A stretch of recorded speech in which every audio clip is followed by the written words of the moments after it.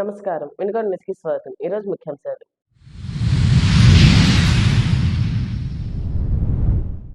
వినుకొండ మండలంలో రేషన్ షాపుల నిర్వహణకు నోటిఫికేషన్ విడుదల. వివరాలు వెల్లడించిన తహసీల్దార్ సురేష్ నాయక్.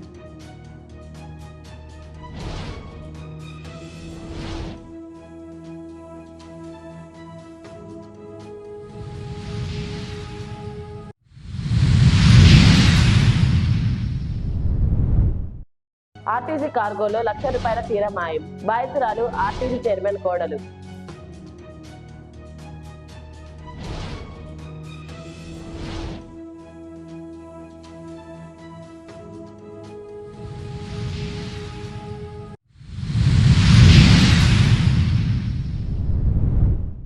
ఈ నెల 30నే పెన్షన్ల పంపిణీ.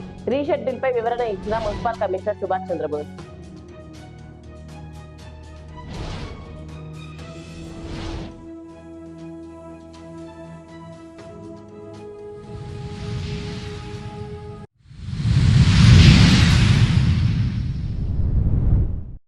రాజ్యాంగ దిన వజ్రోత్సవ వేడుకల్లో భాగంగా వినుకొండ పట్టణంలో విద్యార్థులతో చేపట్టిన భారీ ర్యాలీ పుర ప్రజలను ఆకట్టుకుంది.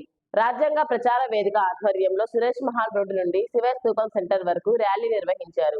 పెట్రోల్ బంక్ వద్ద ఉన్న గాంధీ విగ్రహానికి పూలమాలలు వేసి అలానే ర్యాలీ కొనసాగి నస్రాపేట రోడ్డు నందు గల అంబేద్కర్ విగ్రహానికి పూలమాలలు వేసి ఘనంగా నివాళులర్పించి ర్యాలీ ముందుకు సాగింది. అనంతరం సురేష్ మహల్ రోడ్డు కోర్టు వద్ద రాజ్యాంగ పీఠికను అమలు చేస్తామని బహిరంగంగా ప్రతిజ్ఞ చేశారు.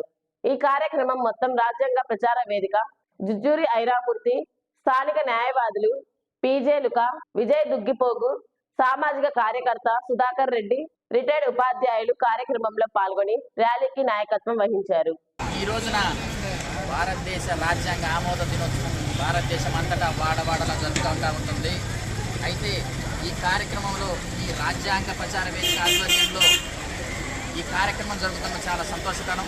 ఈ కార్యక్రమానికి సహకరించినటువంటి కళాశాల యాజమాన్యానికి, విద్యార్థులకు, నాయకులకు, సంఘాల వాళ్ళకి ప్రతి ఒక్కరు కూడా కృతజ్ఞతలు తెలియజేసుకుంటున్నాం. ఈ కార్యక్రమాన్ని ఉద్దేశించి ఒకే ఒక్క మాటని చెప్పగలను. రాజ్యాంగబద్ధమైనటువంటి పాలన కొనసాగించు, ప్రజల హక్కులను కాపాడాలని ప్రభుత్వాన్ని మేము కోరుతా ఉన్నాము. ఈ కార్యక్రమం నిరంతరంగా కొనసాగించడానికి మా రాజ్యాంగ ప్రచార వేదిక నిరంతరం ప్రయత్నిస్తూనే ఉంటుందని సభాముఖంగా తెలియజేస్తున్నాం. ఈ నెల పెన్షన్ల పంపిణీ నవంబర్ 30కి పంపిణీ చేయడం జరుగుతుందని మున్సిపల్ కమిషనర్ సుభాష్ చంద్రబోస్ తెలిపారు. ఎన్టీఆర్ భరోసా పెన్షన్ పంపిణీ కార్యక్రమం ప్రతి నెల 1వ తేదీన విజయవంతంగా నిర్వహించడం జరుగుతుందని, రాబోయే నెల డిసెంబర్ 1వ తేదీ ఆదివారమైనందున ఒకరోజు ముందుగా నవంబర్ 30కి పెన్షన్ పంపిణీ రీషెడ్యూల్ చేయబడిందని వివరించారు.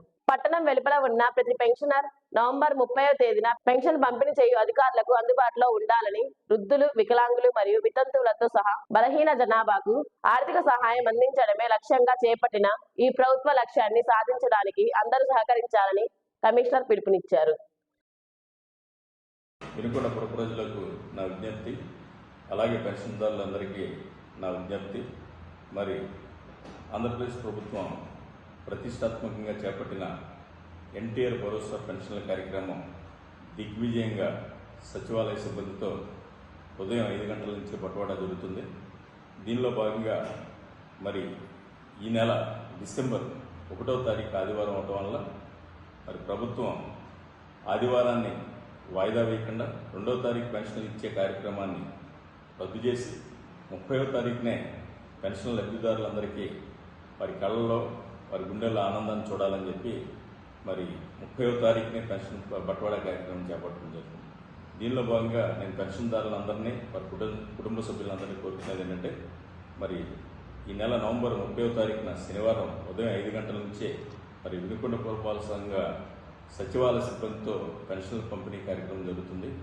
కాబట్టి మీరందరూ మరి ఆ రోజు ఏ ఊరు వెళ్ళకుండా అందుబాటులో ఉండి మరి ప్రభుత్వం ఇంత ఆనందకరమైన ప్రోగ్రాంని ఒకరోజు ముందే మీకు పెన్షన్స్ ఇచ్చే కార్యక్రమాన్ని చేపట్టినందుకు దాన్ని దిగ్విజయంగా పూర్తి చేస్తారని చెప్పి అందరూ మీ ఇళ్లలో ఉంటారని కోరుకుంటున్నాను. వినుకొండ ఆర్టీసీకి చెందిన అద్దె బస్సులో సుమారు ₹1,00,000 విలువ చేసే ఖరీదైన చీర మాయమైన సంఘటన సోమవారం ఆలస్యంగా వెలుగులోకి వచ్చింది.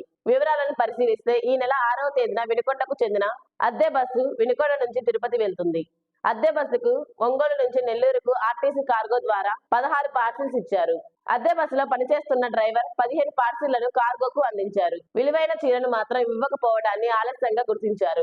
ఈ చీర ఆర్టీసీ చైర్మన్ కోనకల నారాయణ కోడలుకు చెందినది కావటంతో చీర విషయం తేల్చాలని ఆర్టీసీ అధికారులు ఆదేశించారు. బస్సుకు డ్రైవర్ గా పనిచేసిన వ్యక్తి ఫోన్ నెంబర్ నేటికి పనిచేయకపోవడంతో అసలు విషయం వెలుగులోకి వచ్చింది. తన బ్యాగ్ పోయిందని ఓ మహిళ జిల్లా ఎస్పీకి ఫిర్యాదు చేసింది. వినుకొండ పట్టణానికి చెందిన ఆవుల ఇందిరాదేవి ఒంగోలు వెళ్లుటకు వినుకొండ బస్టాండ్ లో ఒంగోలు బస్సు ఎక్కింది. శివయ్య స్తూపం వద్ద ఒక అమ్మాయి, అబ్బాయి బస్సు ఎక్కి కోటప్ప నగర్ లో దిగారు. కొంతసేపటి తర్వాత బ్యాగ్ చూసుకోగా బ్యాగ్ కట్ చేసి ఉందని, అందులో ఉన్న గోల్డ్ బాక్స్ పోయినట్లు గుర్తించి కోటప్ప నగర్ లో దిగిన అమ్మాయి, అబ్బాయి మీద అనుమానంతో ఎస్పీని కలిసి ఫిర్యాదు చేసింది. వినుకొండ మండలంలోని పలు రేషన్ షాపుల నిర్వహణకు నోటిఫికేషన్ విడుదల చేసినట్లు తహసీల్దార్ సురేష్ నాయక్ తెలిపారు.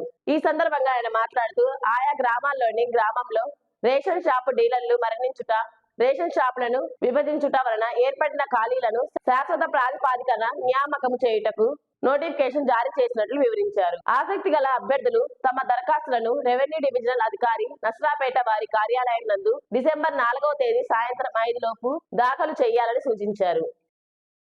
నమస్కారం అండి. నేను తహసీల్దారు. నా పేరు సురేష్ నాయక్. ఈరోజు మనం ముందుగా మీ అందరికీ తెలియజేస్తుంది ఏంటంటే, ఫస్ట్ మనకి ఈ వినుకొండ రూరల్ కానీ టౌన్ కానీ దానికి సంబంధించిన చౌక దుకాణాలు మనకి మొత్తం 59 ఉన్నాయి. 59లో కొన్ని చనిపోవటం కానీ లేదంటే కనుక బైఫర్కేషన్ అయ్యి షాపులు మొత్తం 7 షాపులకి నోటిఫికేషన్ అనేది శ్రీయుత రెవెన్యూ డివిజనల్ అధికారి నర్సాపేట వారు నోటిఫికేషన్ అనేది 22/11/2024న జారీ చేయడం జరిగింది.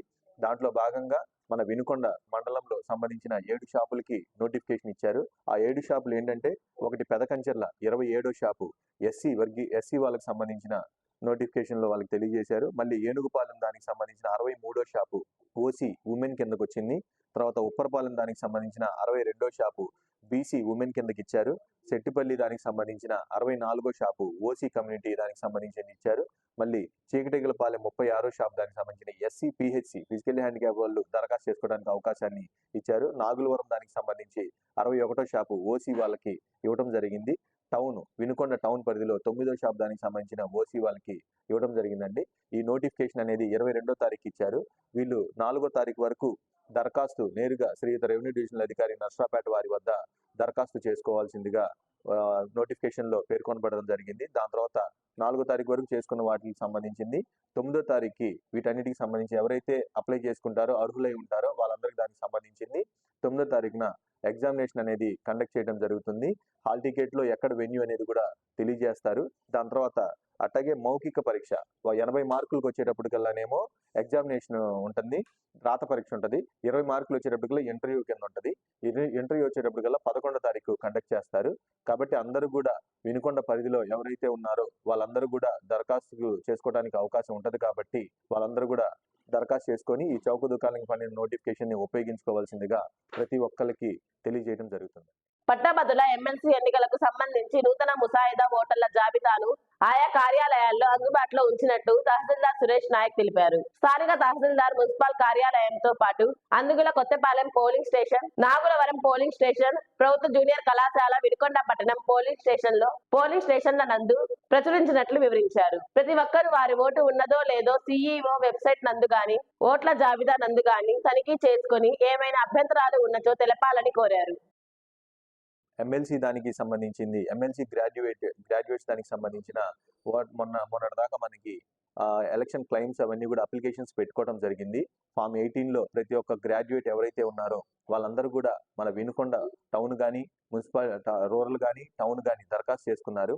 ఆ దరఖాస్తు మనకి మొత్తం దరఖాస్తు చేసుకున్న దాని ప్రకారం 6వ తారీఖు వరకు అంటే 6/11/2024 వరకు దరఖాస్తు చేసుకుని మొత్తం విచారణ చేసి వాటన్నిటిని డ్రాఫ్ట్ పబ్లికేషన్ 23/11/2024న ప్రచురించడం జరిగింది. వాటన్నిటిని కూడా మన ఎంపీడీఓ ఆఫీసులో, ఎంఆర్ఓ ఆఫీసులో, మున్సిపల్ ఆఫీసులో సంబంధిత లొకేషన్స్ మనకి జూనియర్ కాలేజ్లో పోలింగ్ బూతులు ఉన్నాయి. అట్లాగే మళ్ళీ నాగులవరం ఒకటి, మళ్ళీ ఇంకోటి వచ్చేటప్పటికల్లా ఏ కొత్తపాలెం అక్కడ పోలింగ్ స్టేషన్ లొకేషన్స్ లో కూడా ఈ ఓటర్ లిస్ట్ ని ప్రచురించడం జరిగింది. ఎవరైతే మొన్నటిదాకా దరఖాస్తు చేసుకొని వాటిలో అర్హత కలిగి ఉన్నారో వాళ్ళందరినీ కూడా విచారణ చేసి ఆ ఓటర్ లిస్ట్ లో రావడం జరిగింది కాబట్టి ఆ ఓటర్ లిస్ట్ ని కూడా ఒకసారి అందరూ కూడా పరిశీలించుకొని దాంట్లో ఏమైనా సరే పేర్లు తప్పులున్నా సరే, లేదంటే కనుక వాళ్ళకి ఇంకా ఓటర్ గా నమోదు కాబట్టి మరొక అవకాశం మళ్ళీ 23వ తారీఖు నుంచే 9వ తారీఖు వరకు మనకి అప్లికేషన్స్ పెట్టుకునే అవకాశం ఉన్నందువలన మళ్ళీ ఎవరైనా సరే దాంట్లో అబ్జెక్షన్స్ కానీ ఏమైనా రేస్ చేసుకునే అవకాశం ఉంది కాబట్టి వాటిని కూడా ఉపయోగించుకోవాల్సిందిగా ప్రతి ఒక్క గ్రాడ్యుయేట్ ఓటర్ కూడా తెలియజేయడం జరుగుతుంది.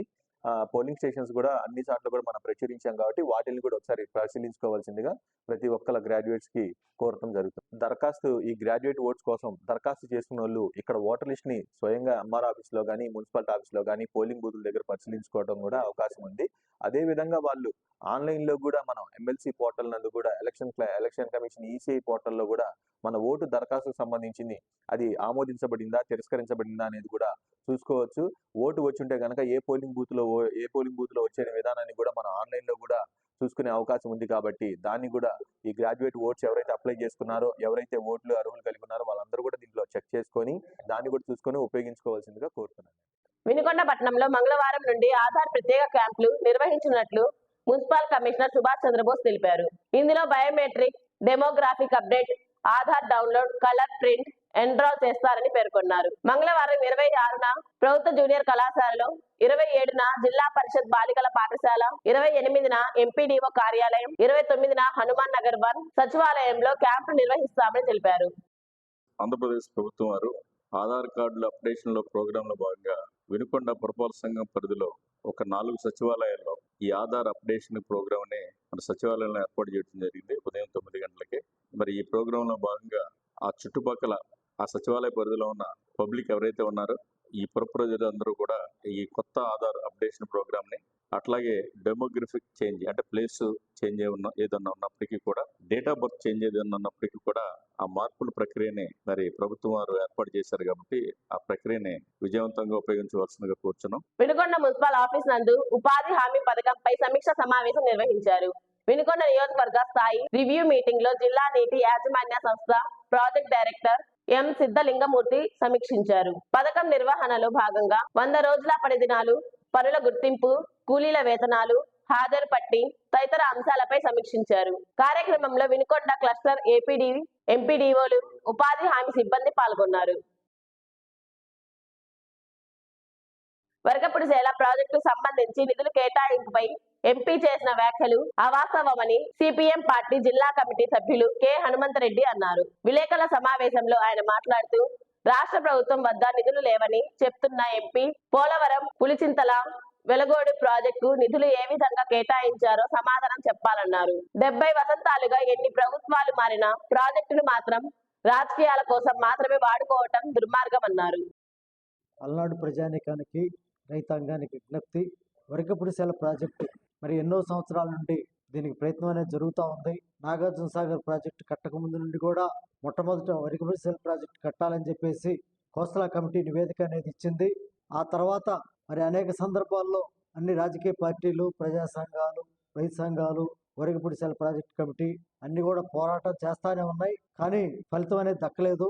గతంలో చంద్రబాబు నాయుడు గారు ముఖ్యమంత్రిగా ఉన్నప్పుడు, అలానే రాజశేఖర రెడ్డి గారు ముఖ్యమంత్రిగా ఉన్నప్పుడు, మొన్న ఈ మధ్య వైఎస్ జగన్మోహన్ రెడ్డి గారు ముఖ్యమంత్రిగా ఉన్నప్పుడు కూడా శంకుస్థాపనలు చేశారు.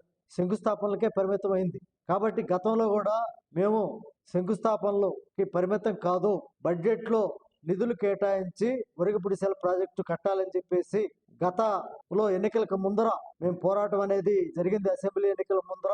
ఆ సందర్భంగా ఎన్నడూ లేని విధంగా వరకపుడిసేల ప్రాజెక్టు సాధన సమితి తరఫున విజయవాడ కేంద్రంలోకి వెళ్లి ధర్నా నిర్వహించి ఆ రోజు గత ప్రభుత్వం ఉన్నప్పుడు చివరి బడ్జెట్ లో అయినా కేటాయింపులు చేయమని చెప్పేసి గత ప్రభుత్వాన్ని అడగడం జరిగింది.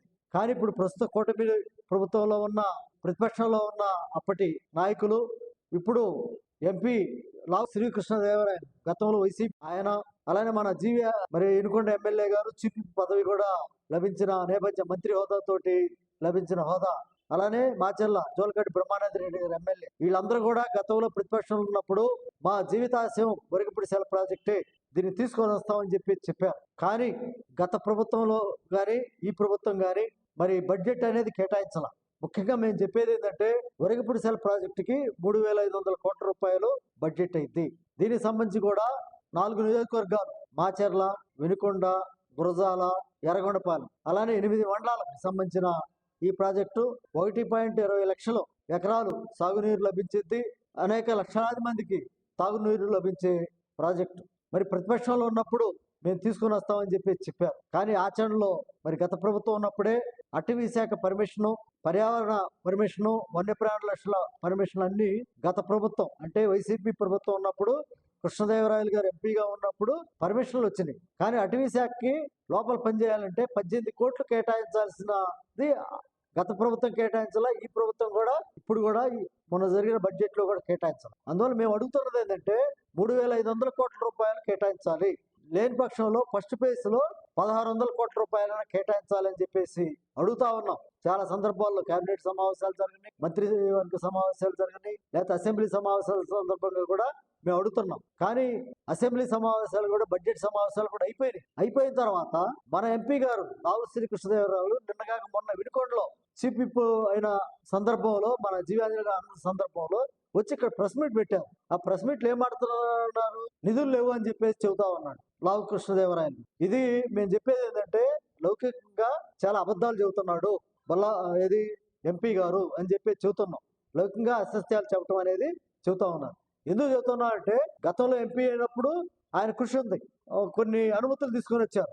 ఆ రోజు మేము కలిసినప్పుడు కూడా ప్రభుత్వం రాగానే నేను చేసి పెడతా అన్నాడు. ఈయన ఎంపీ మరి అనేక వేల కోట్ల రూపాయలు పెట్టి ఎంపీ అయ్యాడు. 18 కోట్ల రూపాయలు మరి ఆయన చేతి అయినా కట్టుంటే ఈరోజు అటవీ శాఖ అనుమతులు వచ్చి ఉంటాయి కదా, అడవిలో పనులు ప్రారంభించడానికి అవకాశం ఉండేది కదా, అది కూడా చేయని నేపథ్యం అనేది ఉంది. ఈయన ఏం చెబుతా అంటే ఇప్పుడు బడ్జెట్ లో నిధులు లేవు, రాష్ట్రంలో అప్పులతోటి ఉంది, గత ప్రభుత్వం చేసింది ఇప్పుడు అప్పుల్లో ఉందని చెబుతున్నారు. సరే అప్పుల్లో ఉన్నది వాస్తవం, మీరు నిధులు కేటాయించారు, పులిచింతలు కేటాయించారు, వెలువడు కేటాయించారు, అనేక గోదావరికి ఇటువంటి అనేక ప్రాజెక్టులకు నిధులు కేటాయించారు బడ్జెట్ లోనే.